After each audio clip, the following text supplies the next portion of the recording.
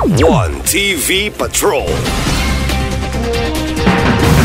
Asin sa Usamis Administration, may obserbar sa idadae 2024. Mainitong miduyog ang asin sa Usamis Administration sa kalibutanong aktibidad batok sa ilegal nga droga o mga nagkaniyang purma sa trafficking nga gitawag og idadae o International Day Against Drug Abuse and Illicit Traffic nga gidumdum matag sa 26 sa Hunyo matag tuig.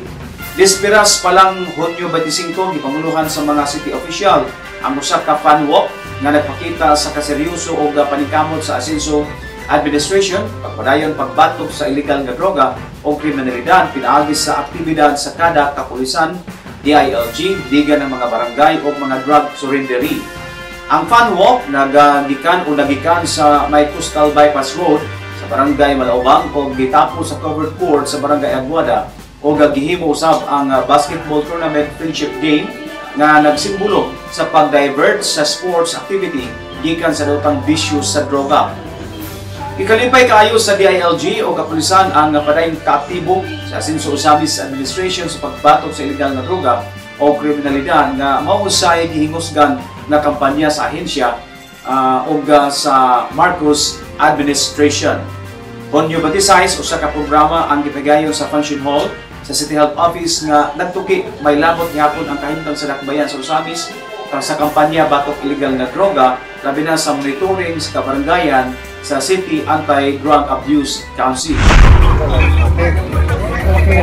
Okay, so far atong 23 barangays, gabayad barangays are here together with our barangay captains na naapod ang atong mga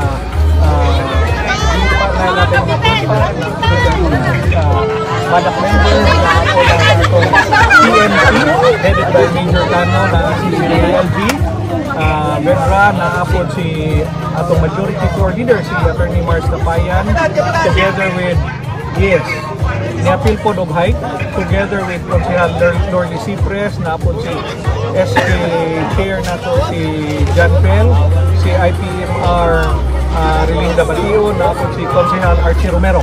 Okay? Muna ang pipila, o napod si ABC Conos Carlo. No? So muna ang pipila sa mga participate din sa atong activity. No? Pasalamat dito ang dako. Nananga sila. Okay. Ang atong yung point ani diri nga ang kining activity, kining problema ato yun siyang mahigupkan and ato ning mahimong kaugalingon para nga ang atong kampanya mas dasig pa.